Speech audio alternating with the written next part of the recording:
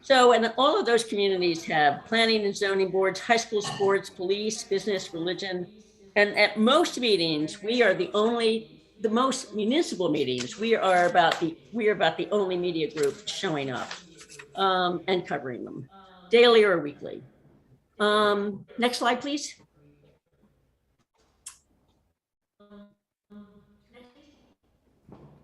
So let me do that.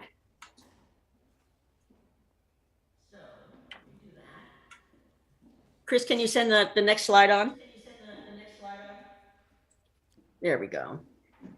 So we really are, the local news is our bread and butter. County government really means nothing in New Jersey. We've stuck with print because really, I mean, we're obviously on the web. We need to do a better job on the web, but the money is not on the web yet, as far as we're concerned. So no one's making money on the digital ads. And we know we've only begun to sort of scratch the digital potential. But what helps us a little bit among this sort of vast area in this sort of almost a municipal news desert is that we have a number of veteran reporters. We have a number of reporters who've been with us 30, 40 years even.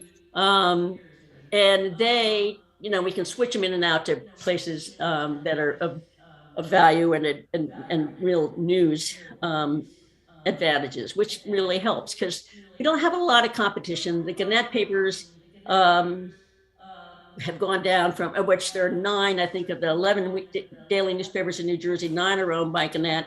And they have just slashed their reporting staff. So at one point they had 99 reporters in our neck of the woods, and now they have 6. Next slide, please. So when we have Patch, we have some local news online news sources, but basically they're just covering press releases and that are handed to them by the number of nonprofits in our area. They're rarely covering the news, and if they're covering the news, aggravatingly enough, often they pick up from us, which is an issue. So that is, we talk to our lawyers a lot, but none of them had the institutional memory or the knowledge of the people in their communities that obviously we do from being in town for 100 years, essentially. Next slide.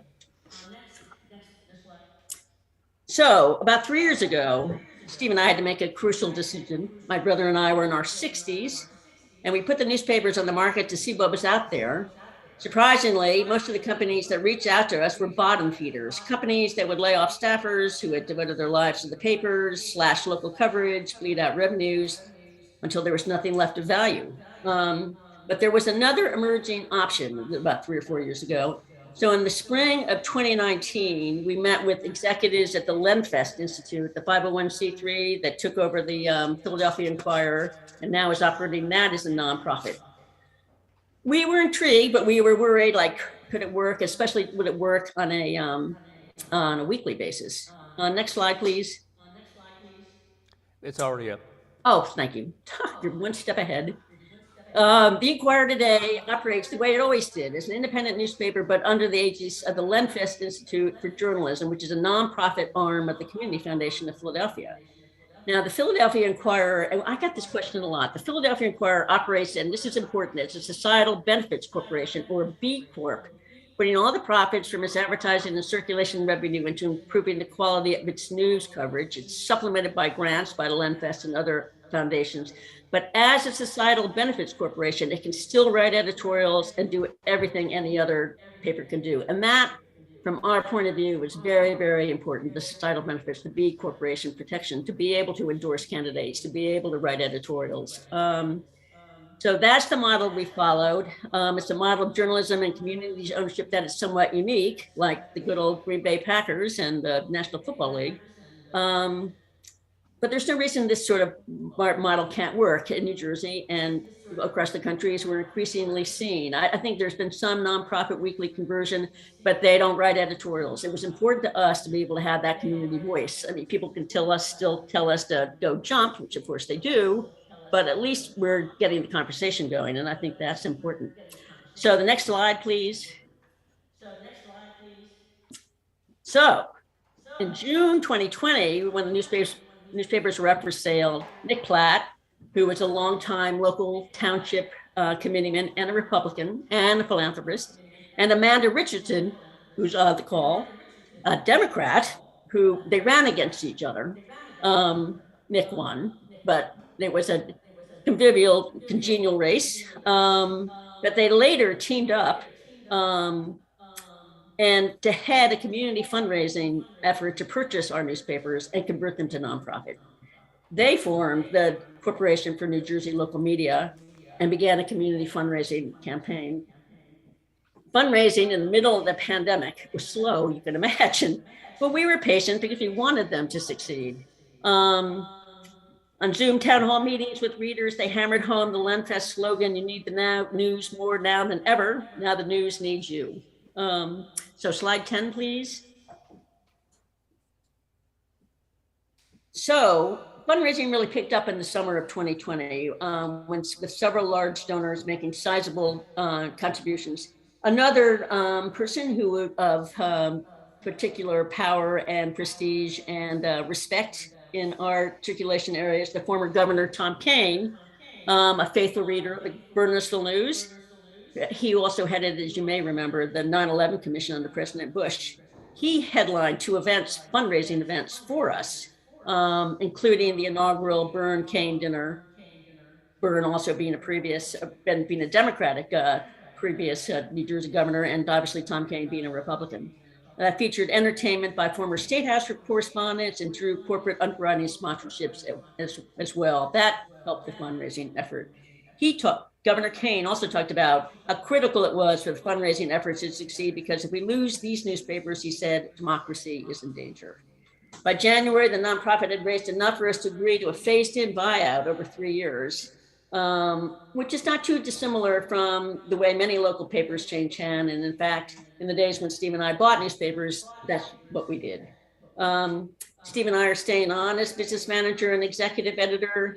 And the staff is excited for this, including my son, Alex, who is the managing editor of our Madison Eagle newspaper group. And he's a strong proponent of the nonprofit. And he was actually the public face of the newspapers in various Zoom community meetings during the fundraising campaign. So it is moving down to a 3rd generation. So next slide. So the New Jersey Hills Media Group has made a small profit each year, but declining ad revenue overshadows increasing print and online subscription revenue. This prevented us from making the investments needed to expand and grow and ultimately survive and continue to provide the coverage that's so essential to our communities, open democracy, open government, and democracy. Newspapers under nonprofit ownership can apply for grants, as you all know, from foundations and corporations.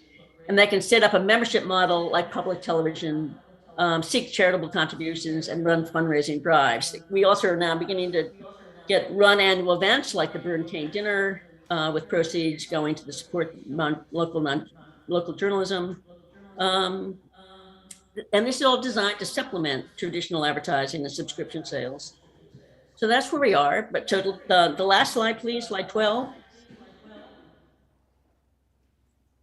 So the idea of nonprofit ownership of media is not new. Public television and radio has a long history. Tampa Tribune, which is aligned with Poynter, has been nonprofit for years. The Philadelphia Inquirer was followed by the Solo Tribune. Recently, Chicago Public TV acquired the Chicago Sun-Times. And on the weekly front, 24 weeklies, as you all know, and the Denver suburbs went nonprofit just before us in an acquisition put together by the National Trust for Local Media. So if you're interested in exploring this option, don't hesitate to reach out to us and to our nonprofit owners, and Amanda in particular, the Corporation for New Jersey Local Media. And the handout and on this slide, of course, is her email and address. And I'm sure you may have some questions on how this really works. So fire away. And thank you very much. Okay. I'm sure there are a lot of questions. Let's get Liz on the big screen so we can see her. And somebody ask a question. Or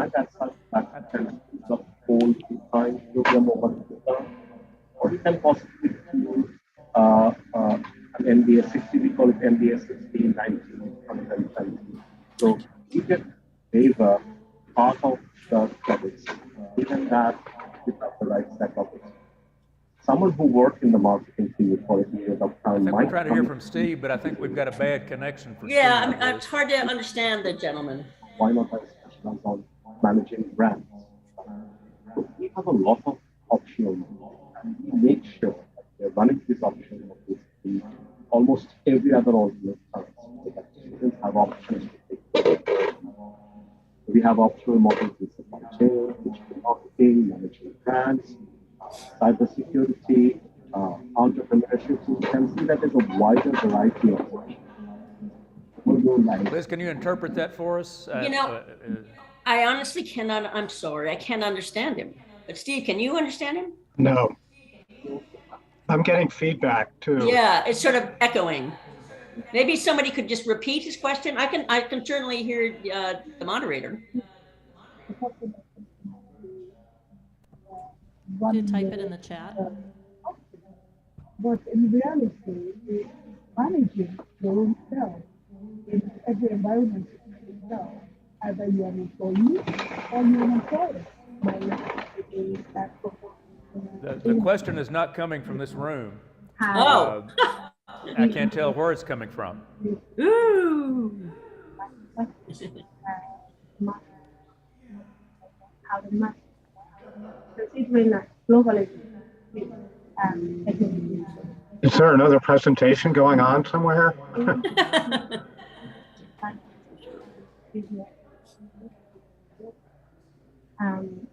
Do we have, an, There we go. another participant on the Zoom call? Sounds like it. Yeah, somebody got something else going. Yeah, it sounds like another conversation, actually. Our tech people are working on it.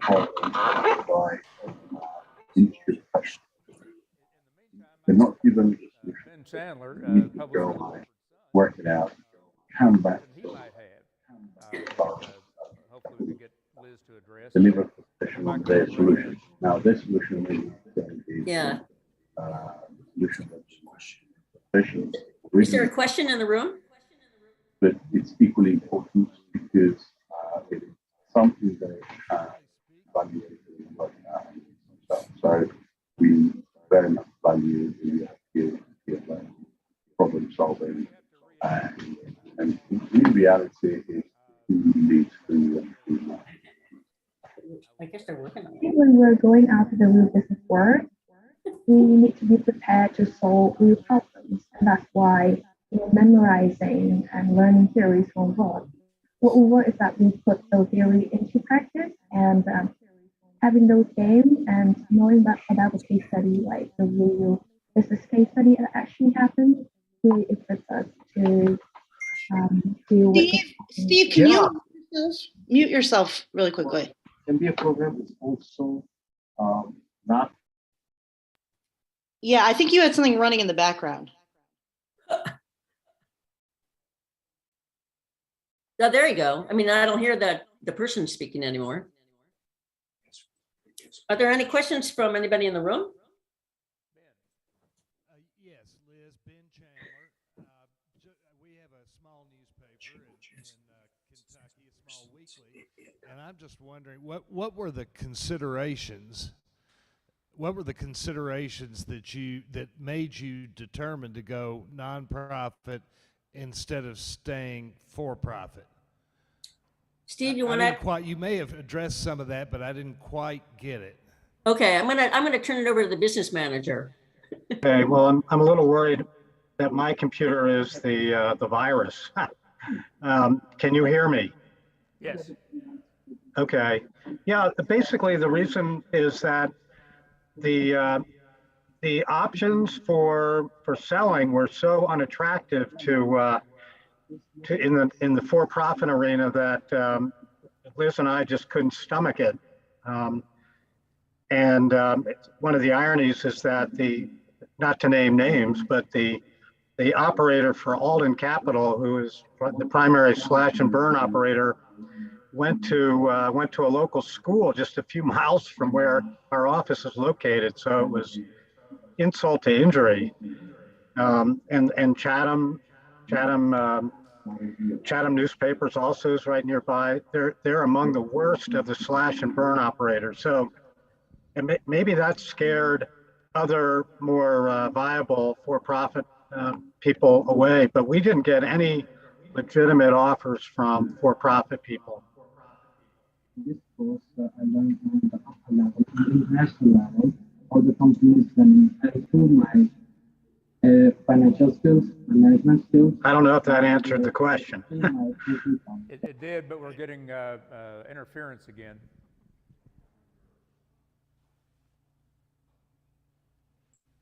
Okay, maybe we can have another question. Ben, do you have one, or somebody else have a question? Matt Paxton has a question. You can always depend on Matt for a question. But first, you want to hear from Frank Taylor, because he was closer to the microphone. Hey, Frank Taylor. I'm with Carolina Public Press. We're a nonprofit based in North Carolina, and we started as a nonprofit back in 2011. I'm just interested in what you guys see with the nonprofit space, and it may be different from state to state, of course, but one of the things we see is competition that's frustrating. I think we're doing all right with it, but we see competition coming in from for-profits that are going after what traditionally has been the lifeblood of nonprofit media. We're talking particularly about grantor money. And I'm just wondering if you guys see that as a concern with the viability of ongoing nonprofit media with that happening. I don't know, maybe Amanda should answer that one. Well, I guess my question, are you just concerned that there's now too many fish in the pond? Is that the question?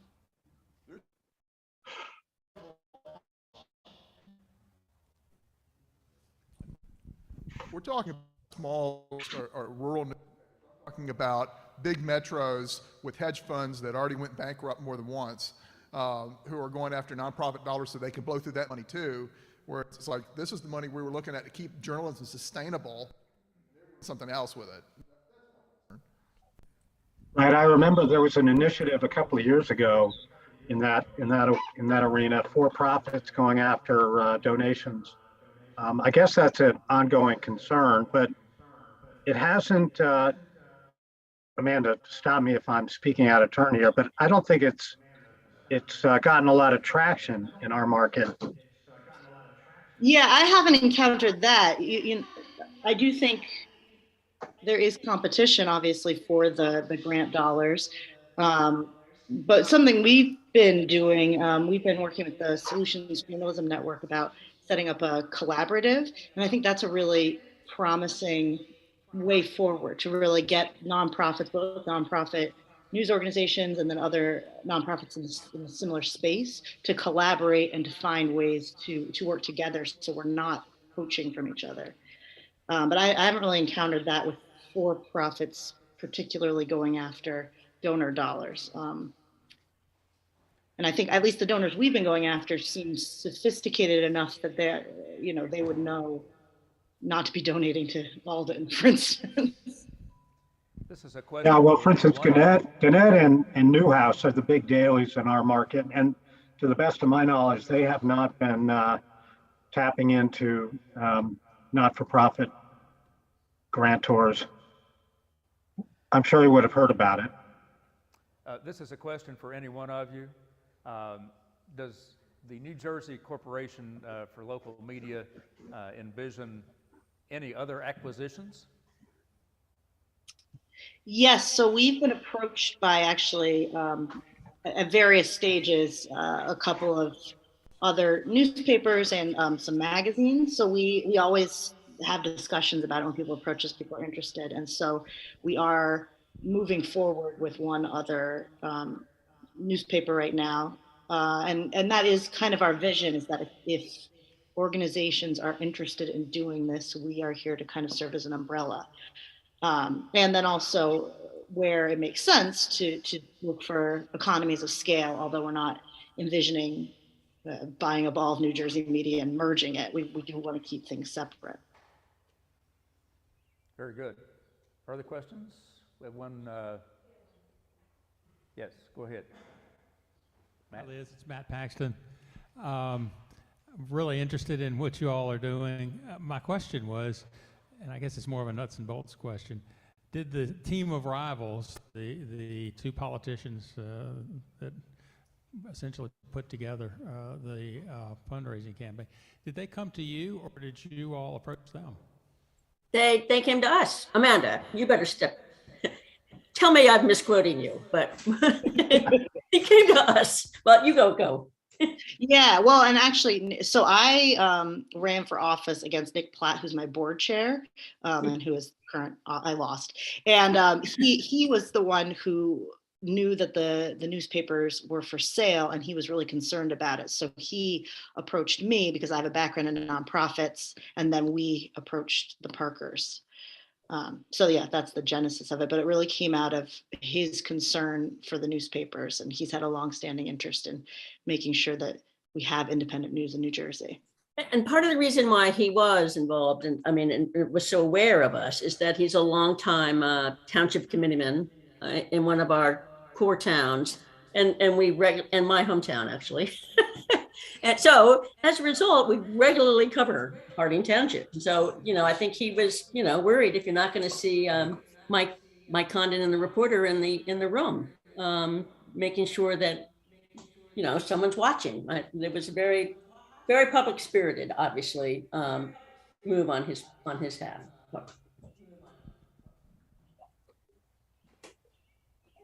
Other questions? This is a very interesting experience that the Parkers are going through, and I think most of us will want to keep track of it. So Liz and Steve and Amanda, please keep us posted on anything else that you think we might be interested in, especially the addition of another paper, turning it into more of an umbrella operation. Ben Chandler and I have talked about the possibility of one of those. And I think it could be applicable to other stuff. One last opportunity for a question. Well, let's thank the Parkers and Amanda.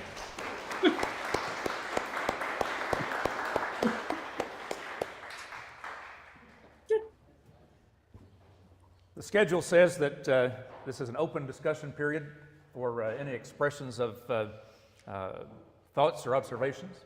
I think we've pretty well run the cat through the garden. But if anybody has the pain of an unexpressed thought, let's hear it. Hearing none, we will be dismissed until 9 o'clock tomorrow. Thank you very much.